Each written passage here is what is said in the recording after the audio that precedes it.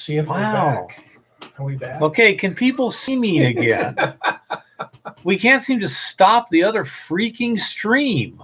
I don't know It why. said 10 waiting. Somebody winging it says 10 waiting. I'm trying to figure Okay. out the problem. Can anyone see me at this time? The code name is WTF. Okay, let's see. No, got pulled over. The officer asked her, did she know why she'd been pulled over? Okay, Cherokee, tell me, why was she pulled over? Okay, yeah, it's bizarre. I mean, I couldn't get the other stream to stop, and it wouldn't. Yeah, I started this one supposedly, so I'm not sure. We got back anyway, so if we can get into any questions, we'll give it a try again. Well, Cherokee said something about a tinfoil hat, so since we happen to have one. Okay, so we're back to the chaos. We're back to the normal levels of chaos. Right. We're back again.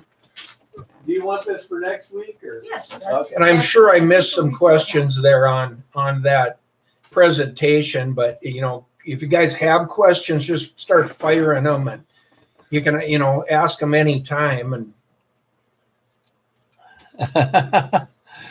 I look great in tinfoil. Probably better than black rubber, I'll tell you. You know. But anyhow, so let's say I know that Mr. Fang, he's out in some desert placers. mm-hmm. Don't know the depth of them, but they can vary anywhere from inches to thousands of feet. You may never find the bottom. But you can find layers. I mean, even if you dug till you don't find gold anymore, if you were doing little tests at a time, layer by layer. See, what is your... An old woman got pulled over for speeding. The officer asked her, did she know why she'd pulled over? She, no, said the officer. Oh, but anyhow, I don't know what the deal is. It's YouTube. It's electrons. I'm not into electrons. You need a mountain moved, I can do it.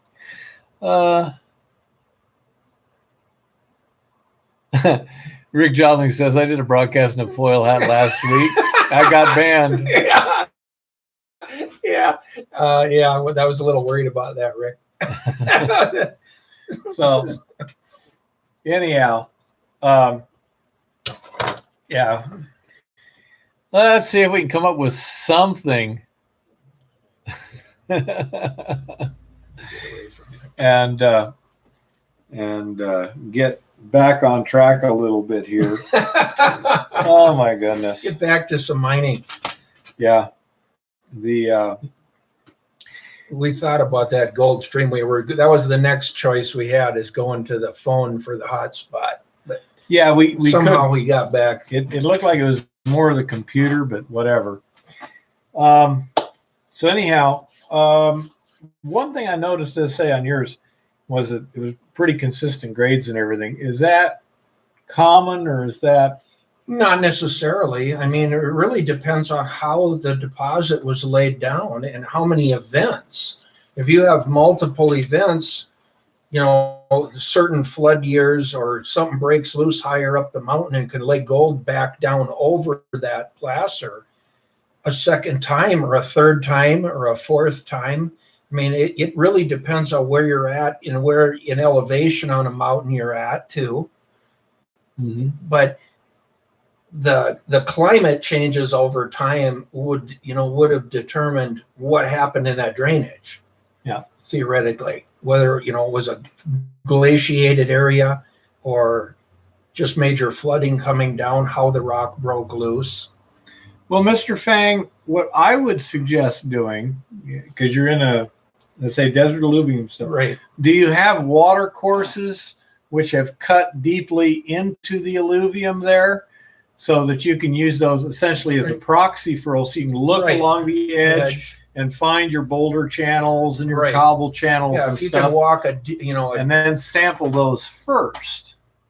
Yeah, if you can walk a drainage that already has a cutaway bank that's 8 feet high, start looking at those layers and then start testing just each layer. Ideally, I mean, the closer to bedrock, more than likely, the bigger the gold, if that was the events that laid that gold down. If it's coming from a hard rock deposit on the side of the drainage, it may have been some other circumstances that brought the gold down. So, you could have layering. You can have different time periods gold was laid down in those drainages.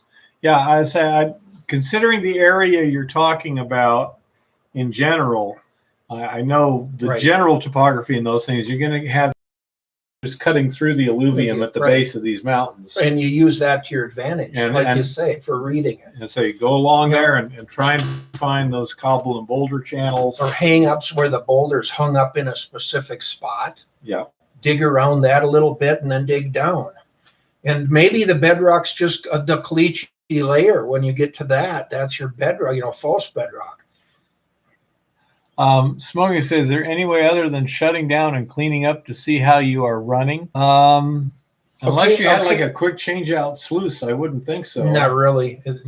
Without shutting down and pulling the mats, you don't know how you're doing. I mean, sometimes you're lucky enough you can walk over, look at the top of the box, and you can see gold, even with the water running. But, that's not an everyday occurrence either. And it could easily be you have a fair amount of fine gold deep further down the box in the riffles and not up at the top where you can see it easily. Right. I mean, usually it's shut down and look at the box and then, of course, tear the box down. Now, that's an interesting one. Goldstream says he has some claims where all the gold is in the top 6 feet. Well, and that's true. Yeah. No, that is true, that you can dig past the gold.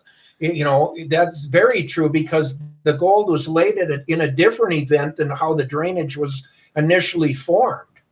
So, I mean, that can happen. You have to, that's why you try to identify your levels of gravel and rock and cobble and everything. If you identify each of those zones as its own zone, depending on what its thickness is, you can find where is the gold, because you don't want to be digging past it either. That's more yardage that is worthless. Yeah. And Mr. Fang, it says, so look for a cutout. You just take a slice off of a bank where it looks, likely. It's a starting point. Yeah, it is. Another thing too, they have, if you take a magnet and kind of test the layers to see where there seems to be a lot of black sand, magnetics, that's more likely to have gold in it than layers that don't have black sand. That's a nice little test. Yeah.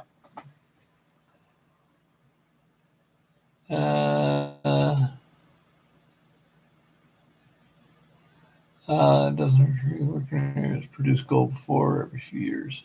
Yeah, if you're talking a water channel and there's been another big rush of water through it, then it can redeposit fresh gold. Absolutely, Forrest. In the last drainage we worked in, you could tell there was 3 separate events over a historical period of time. The first event at the bottom of the drainage was the best. The next event that was above that had, in some cases, it had $6 to $8 a yard gold in it. So we were taking all of that, of course, because with that in the bottom, it was all economic. But then the top 6 feet had anywhere from $1 to $3, $5 worth of gold in it in the upper gravels.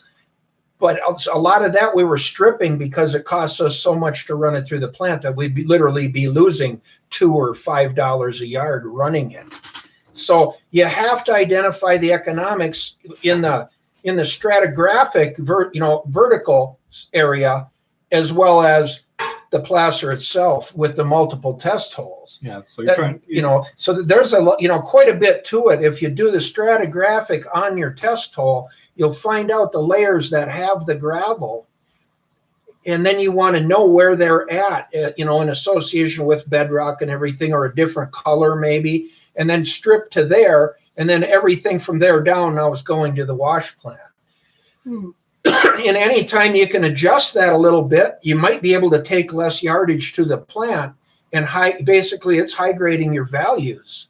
If you can still get those values and a little bit less gravel, the value of the gravel you're running just came up a little bit also on an average. So you're using the law of averages a lot to find economics there.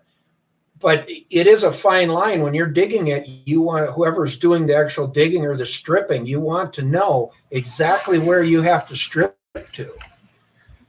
Because if you run an extra 10 yards of worthless dirt every day, at the end of the season, 120 days down the road, I mean, you've run thousands and some yards of dirt that you wouldn't have never had to run. Yeah, just wasted money. Or you wasted a lot of money. So it does become critical to identify. That's why the testing is so important.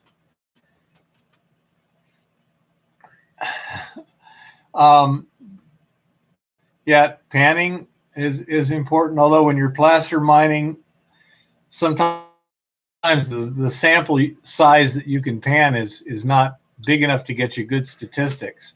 Yeah, Mr. Fang, the correlation between black sand, magnetic black sands, and gold is not reliable. No, but in some places it's a good indicator. It is. Yeah, it's a good indicator. So you have to check if you can find black sand and you find gold, and then another layer you don't find black sand and you don't find gold, and you keep seeing that happen in your area, then you can fairly reliably use that as a proxy for gold. It's a lot easier to find.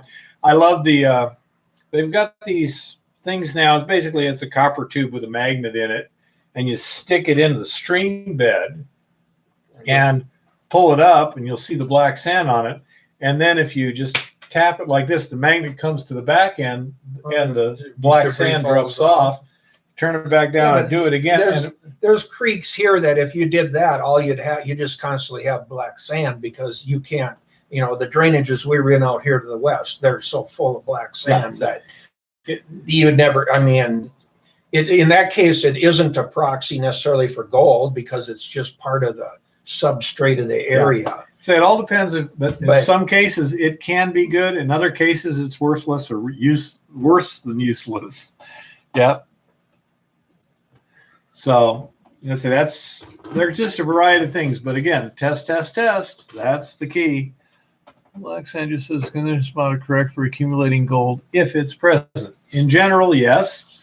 Although sometimes even then, if the gold is significantly different in its deposition character, like you had big nuggets and you had a fine black sand, you might get black sand with no gold at all. Oh, right. If you had relatively fine gold, it'll probably be dropping along with black sand.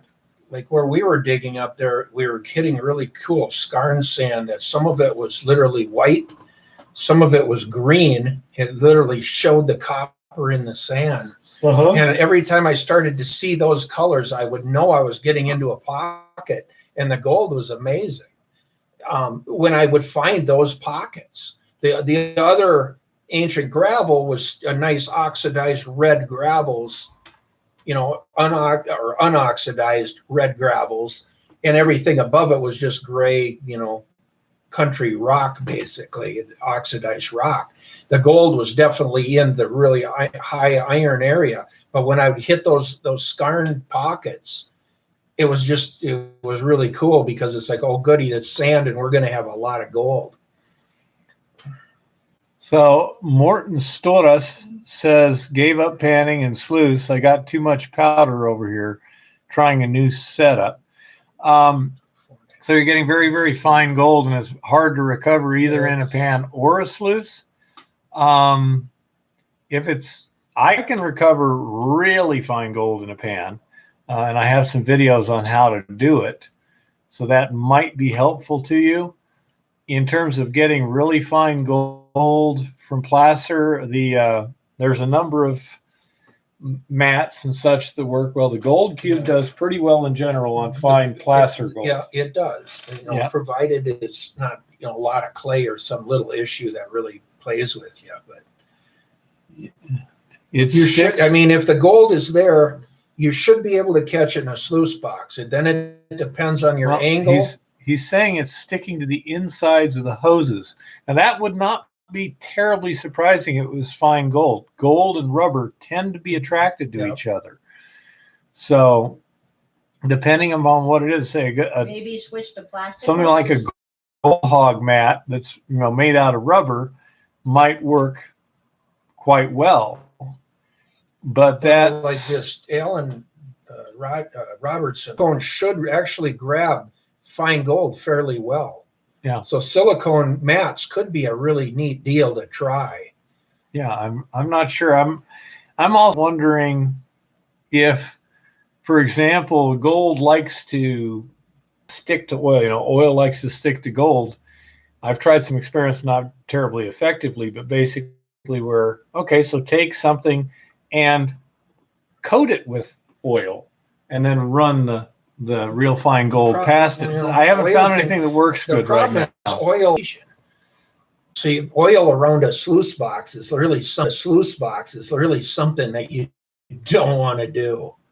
Yeah, I mean, that's the sort of even thing. the pine oil sometimes just in a lot of, if you get in a lot of pine debris, Uh-huh. you literally will see oil on the settling pond, and it's from all that pine debris. Uh-huh. It'll get a little, colored oil slick, just like if you dropped a little 1030 out there.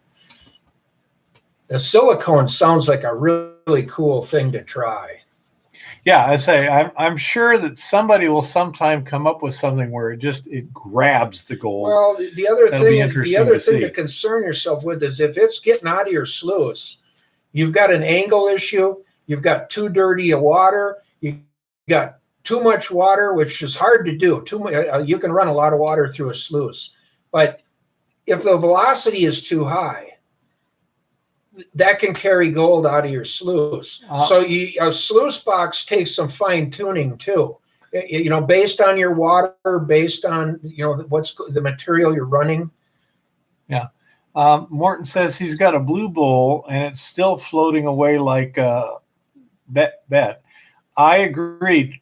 Are you using a surfactant or yeah, if you can get a dry recirculation system, yep, and put jet dry in there or something like that, then it should knock that down pretty effectively. Because I use my blue bowl and I get stuff that if it was individual pieces by itself, you wouldn't even see it without major magnification. But as I keep running that material and all of a sudden you see that gold piling up down there, it's amazing how fine. I mean, we're talking, 500 micron gold or something. I mean, it's fine. You mean 500 mesh? Yeah, you're getting right. Yeah, 500 mesh, excuse me. But you're getting right down to where literally, it'll float in water easy. And the jet dry, though, will knock it down to the bottom. Yeah, that's one thing I would definitely try. And it's going, you got to go slow and let it work. Work the debris out of it. But ideally recirculating, just like Keith said, with that blue bowl and some jet dry, you should be able to catch that gold. If it's there, you should have it. Did you ever see that video that Dan Hurd did on floating gold? No. He had some really flaky stuff. And I mean, these were some pretty good sized flakes, like 1/8 of an inch, 1/4 inch across. And he panned them down, then just pulled the water back and then pushed it back over them. They boom, just floating like crazy. Just like little tinfoil boats. A little air bubble under them. No, not air bubble. No. It was so repellent. Well, and it was so thin that once the water was off of it, as it came back in, it just rode that surface tension right up. It was really a great easy things to do to check the velocity and stuff on your sluice boxes. Take 5 dimes and throw them into your sluice box up at the head of your box. And when you clean that sluice box up, those 5 dimes better be in there. If they're not in there, you got some issues with that sluice box. I heard a guy that used number 8 bird shot. You can use fishing sinkers and stuff too. But if you throw that in that sluice box and it's not in that sluice box when you shut down at an hour from now or later in the day, there's a problem with that sluice box. Yep. Anything with enough weight should stay in that sluice box. It should be. You want the lights out of there, but you don't want your heavies out of there. Does oil get drawn to black sands? I don't think so, because black sands are oxides. They're not metallic. Now, if they were to get mixed with it, then Well, yeah, they would hold oil if they got yeah, mixed with I it, mean, almost but anything will hold oil once it Right. gets wet, but is it actually attracted to it? I don't think so. I don't think so either. You know? Yeah, BBs.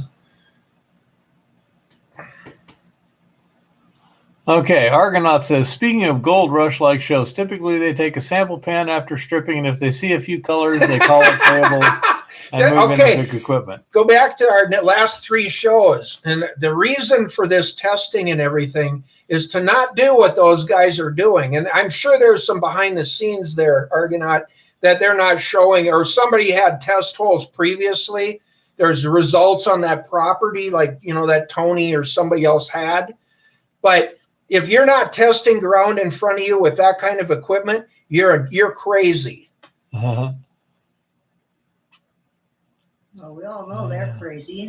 Seeing that on that show, you remember the Hoffmans digging a hole for 2 years in the middle of Alaska? I mean, the lack of testing is kind of almost a guaranteed failure for the operation.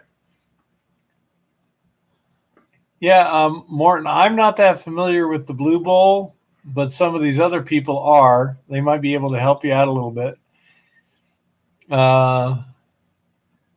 Gold rush-like mines have drilled before anything, probably. Either that or used excavators. Most of those areas have been tested, at least to some extent.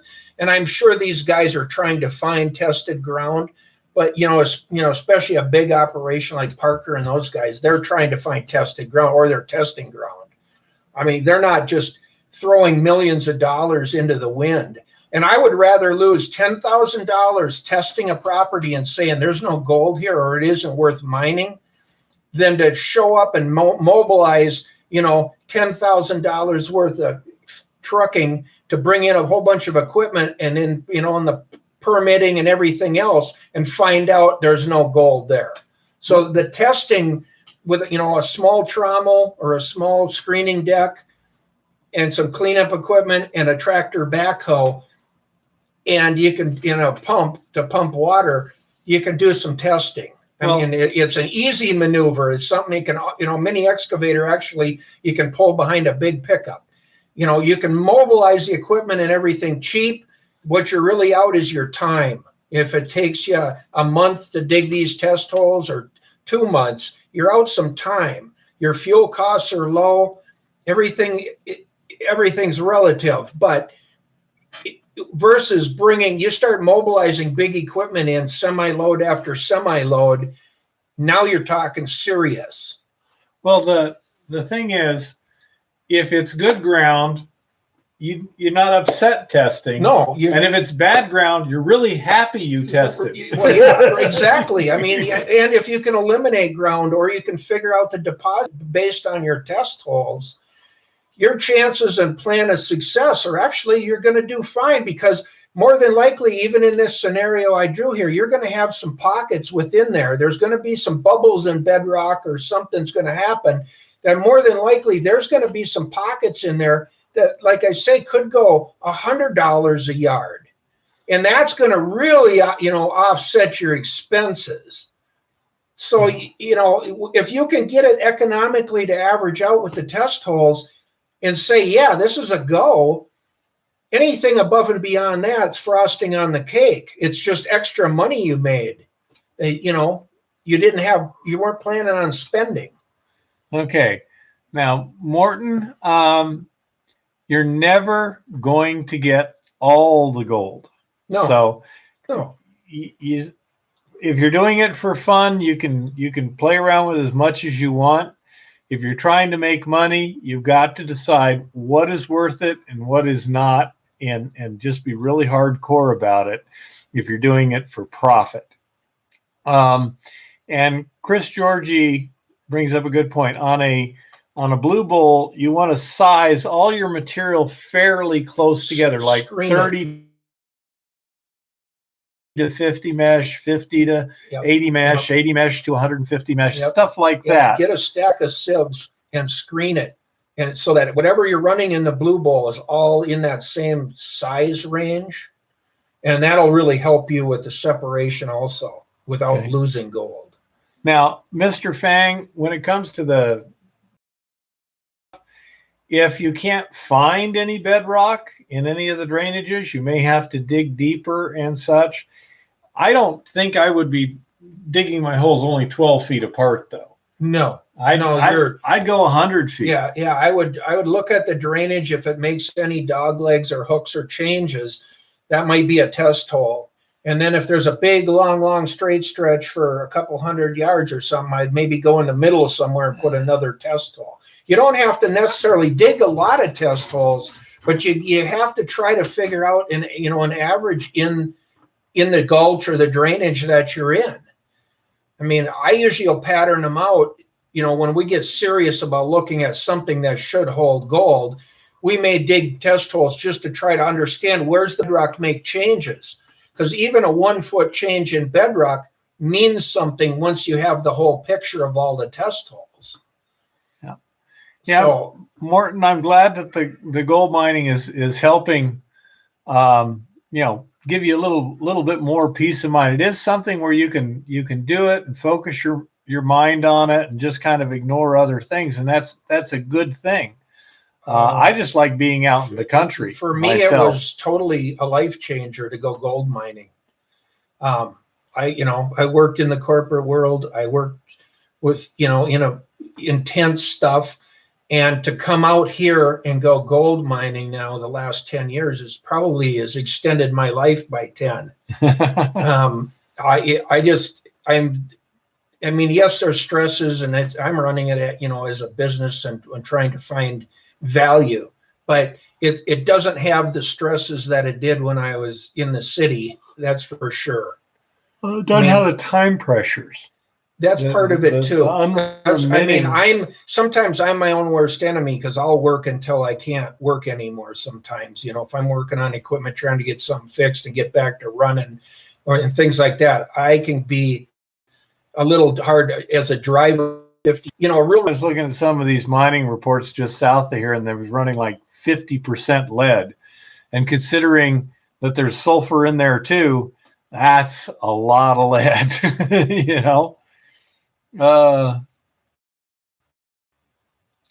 I try to make a test hole if I'm digging one Argonaut, or Lincoln asked that maybe, or enough that I'm not getting collapsing if I have to pull back a little on it or something. But ideally, I want to get a 10-yard representative sample out of the bottom of that hole if I can. Sometimes we do a 10-yard upper sample and a 10-yard lower. So we actually take 20-yard sample out of that test hole.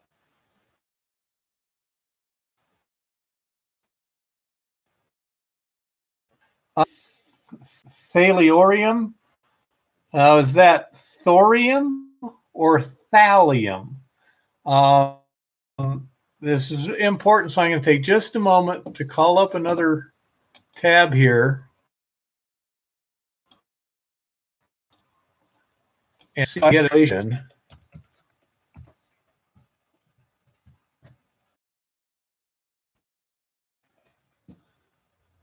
Thorium.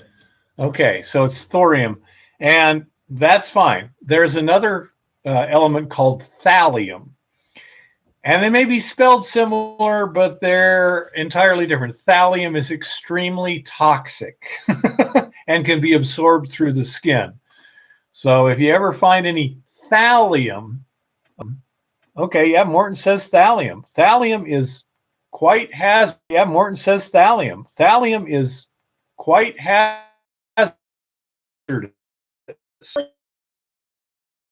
You. That the concentrations are low enough to be safe. I mean, there are relatively safe. And I know a guy that had, and it looks like we're buffering again. Tellurium, yeah. Tellurium is entirely. Thallium.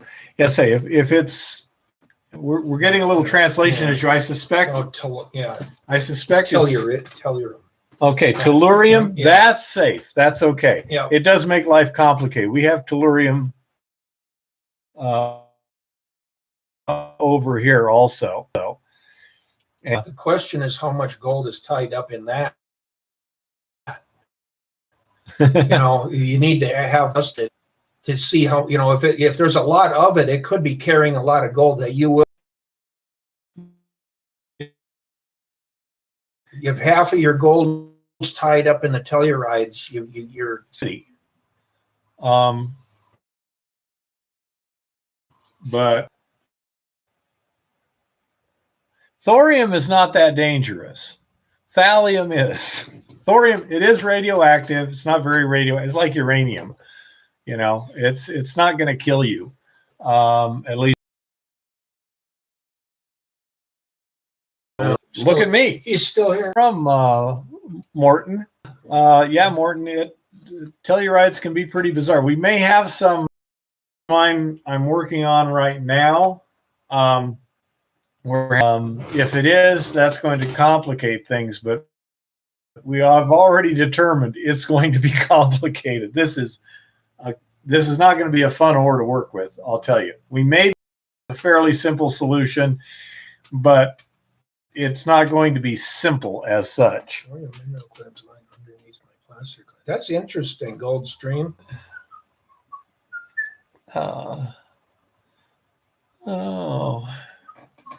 That's kind of interesting. That you live in hell. Now, I'm from Southern Arizona, and I suspect that I have a better perspective on that than you, but I don't know for sure. When I used to live in Yuma, it was even hotter than Norway. Tucson. Norway? Okay. I have a good That's friend what we from were Sweden. guessing. Yeah. And a frozen hell.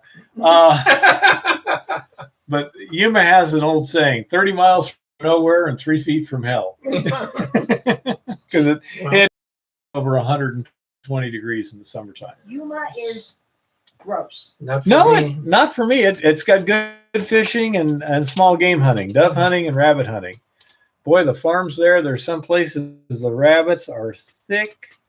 It's just ridiculous. Yeah, but you can't eat I've them. seen, but it's called target practice. Yeah, that's true. When they're Get some eating the shooting. farmer's alfalfa field, you're doing them a favor. And there is no point in shooting a dove. They have a breast the size of a freaking quarter. Yeah. No, the Cooking and eating. I've seen as many as 50 cottontails at once. Oh, I believe it. Within from here to 150 yards out. He said, "Take some concentrate." There, in the evening, in the empty lot next to our house in Tucson, there will often be 30 bunnies. Yeah, but you can't shoot them. Sunberg. Sweet little Greta, come on. We feel for you. Yeah. You can bet what side of the fence we're on. You've got Thunberg, we got Biden. Yeah. Who's more dangerous? I'd say we are. She's just annoying. She's only dangerous if you listen to her. Yeah, smoking, you never learn it all. Mining and even gold mining, you'll never learn it all. You could do this your whole life. Honestly, you go over the hill and you learn a whole new trick. Yep. And then you go over the next hill and you learn another one. That's part of why it's so fun, because there's always that hunt or that chase in it. And then when you think you know it all, some old gray-haired geezer shows up and shows you just how much you don't know. Right. Yeah. One person has the answer and you go, whoa, okay, that was not what I thought it would be, but hey, you're right, it works. But I don't know if you could ever learn all of this. In placer alone, you go over the drainage into another drainage, and what you think you could predict isn't predictable. Again, it's back to digging some tests. My daughter's watching us here.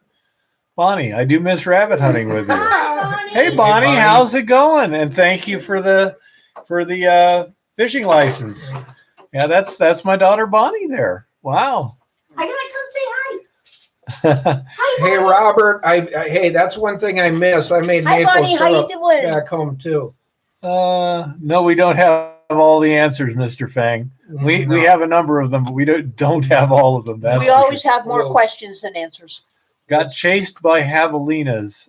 I don't. I'm not sure what you mean by that. I haven't been chased by them, but I have to. Well, she chased it out of the backyard. Yeah. Yeah, I It was checked right it out after of that surgery again, and but it was kind of funny. Yep. Well, it was funny because all you grown No, men that's- didn't know what to do with You're one little Gold, javelina. Goldstream, you're right, though. It is. It's the experiences that you get in the field and the people you meet and deal with. I mean, it's a package. It's like many of the, other things I did in my life didn't have this level of fun to them. Are gemstones in Colorado as profitable as gold mining?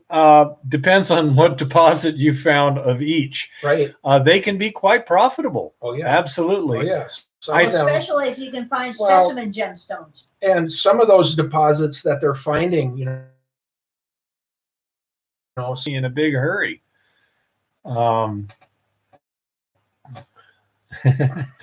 And yeah, Bonnie, don't forget, we got a date for you to come up here to Montana and go fishing. Jimmy, that's my daughter Bonnie there, and she wants to go fishing up here. So we'll see what the deal is. But yeah, I'm going to try and get the fishing dialed in for you, Bonnie, and then you can come up here and I can show you how to do it.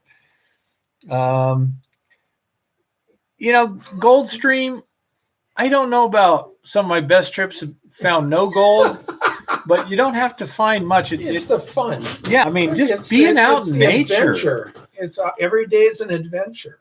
I just like being out in nature and the beauty and like that. It's amazing. So yeah, it's something, that's for sure. I'm kind of living the dream here. And I want to thank all you folks for this too. I have felt for many years I'm living a dream that a lot of people would love to do what I do. And I somehow became lucky enough to get to do it. I mean, when I was growing up, I didn't know you could go gold mining. Nobody told me I could do that.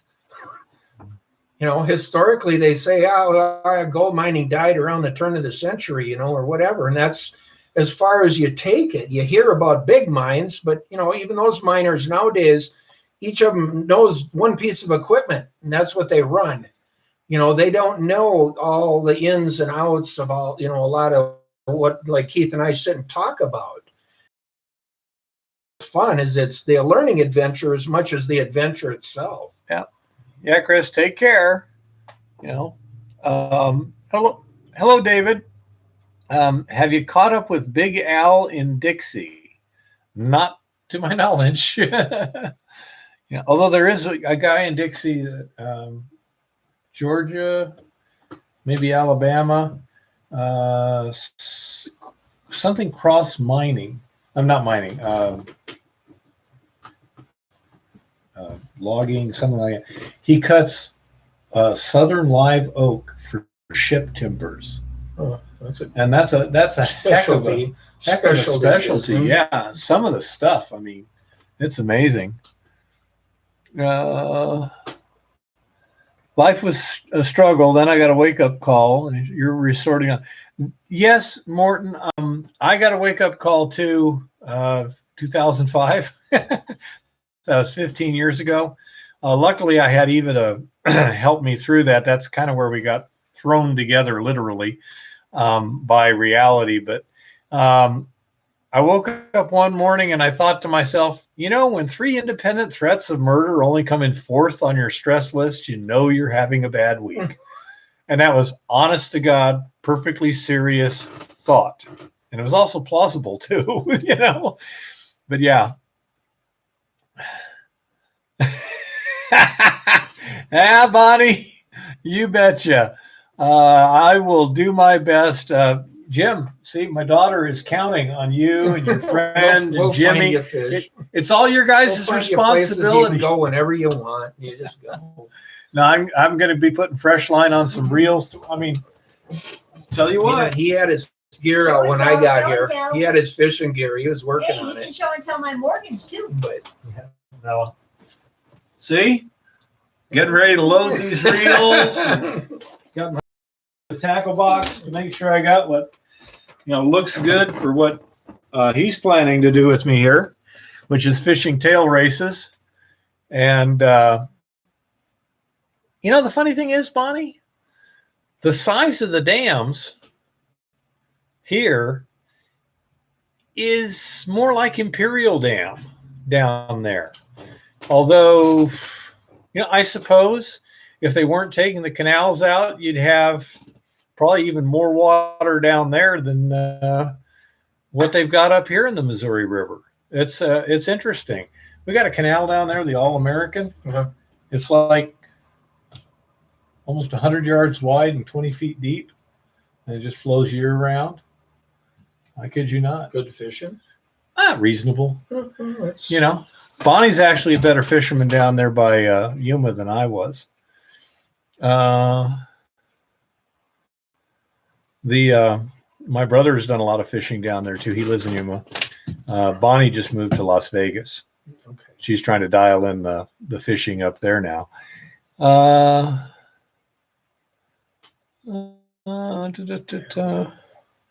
Yeah, Morton, I'm glad you got through it, and I hope you're getting a new equilibrium. I am a lot happier now than I was then, although I wasn't unhappy then. But I am really having a good time now in general. There's a few days where things are like, not that great. But I have a lot of days where I'm like, this is totally cool. Even we're doing some research the other day, had to go about 40 miles from here. And man, it was just so beautiful. It was cloudy and there was some occasional snow showers, and you got mountains with snow and a big Sun's lake hitting with on the ice. shine. And the Mm. snow showers, yeah. the snow showers when the sun is shining, Yep, and it's like right. being in a Snow globe. ring of fairy dust Yeah. or glitter. What pound line you going to use? I'm going to load with 10 right now. Does that sound good for you? I was planning on putting 10 on both of those reels. If you want me to load something else, I'll put one on one of the reels and one on the other. I have no problem at all having different line on different reels and just swapping them out.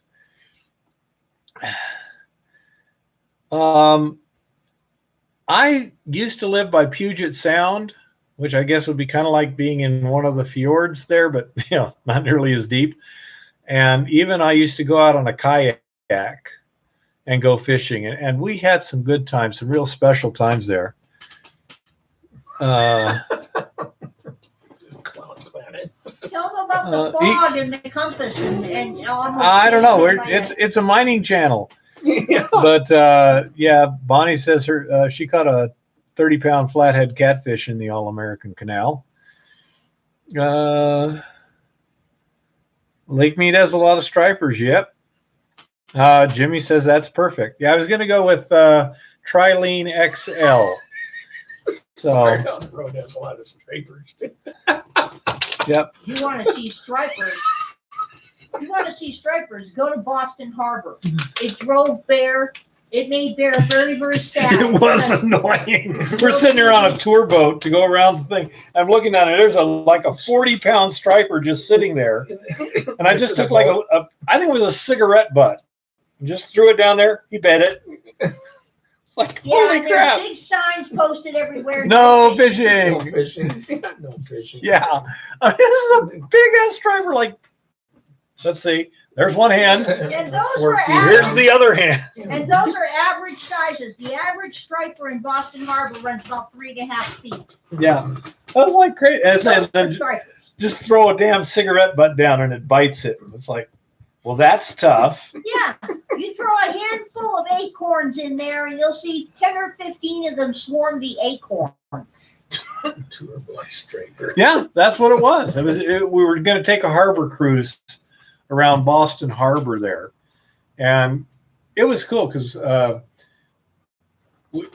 the harbor cruise, they stop at Old Ironsides and a Fletcher class destroyer, and They sit there for a little, but you can get off and then get back on any of the other tour boats. So you can spend An hour, 20 minutes, or you can spend an hour and 20 minutes, like that.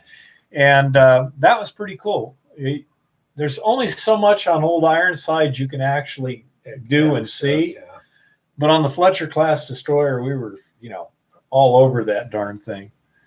And I don't know if you're familiar with the Fletcher class, but they did a lot in World War II. We also went to Battleship Smart Cove. asses. Yeah, BR. You need, guys- you need all to right. get your Back to spell mining. check. Too much chaos roll. Look at BR. Dirty. Look at Dirty go. Too Yeah. much chaos roll. BR. Y'all got to get back to work here. Yep, back to mining But anyhow, or something. if we have a good day fishing, I'll post a video for everyone. But yeah, we are living the dream here. It's a comfortable spot here. My principal is easy to get along with. He's got a lot of interesting things to do. And pretty And soon, Bear will be unveiling videos once we get back in the field of his newest invention. It is amazing. yeah, we've got claims to stake. We got stuff to do. We got a lot of sampling, research on extraction. We got the Well, you've been researching head- mines. new head frame frames and down here. That looks and really thing. neat. That should be pretty That'll be interesting. a video all by itself someday there. Yeah. You might want to describe it to them. Well, one thing I've done here, because it seems highly plausible that we're going to want to go down into Montana B and recover a fair amount of material. And so we'll have to hoist it up and everything. So I've developed a system where, and it's kind of based on, what's his name? Jeff Williams had a video where he used tubing and tireless wheels from Harbor Freight as the wheels, as the guides. Mhm. And so I simply adapted that for 60-degree declines in terms of I made a ladder with round tubing as the rails, I guess you'd call them, Yeah. the side Yeah, rails. yeah, basically. And so it'll ride on that. It'd be sectional, and so you can, slap on another 10 feet, bolt it to the rock or cross timbers or whatever, and keep going down and start hoisting. And when you're done with that area or whatever, you can just take all the pieces out and go someplace else with it.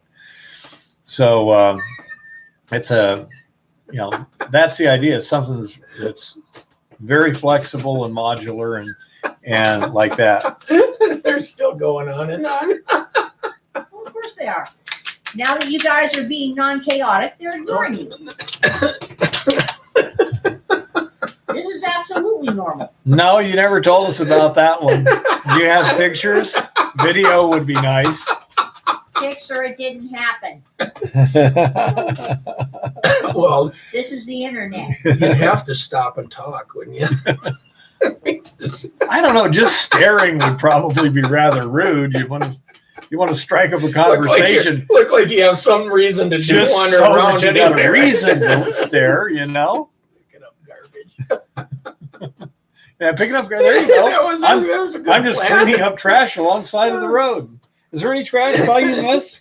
Perhaps underneath you? Are you laying on anything? Fishing tails. Yeah, I hope to have some good fishing tales here. I say that I've got a couple of locals here who seem to be confident in their ability to lead me to good fish. And then Jim here, apparently you got a fish smoker, right? Yep. Okay, so smoked trout is kind of the objective of this. Yummy. You know what? Yeah, how does that sound? Excuse me? What am I being called? They're a little hard to light, but Well,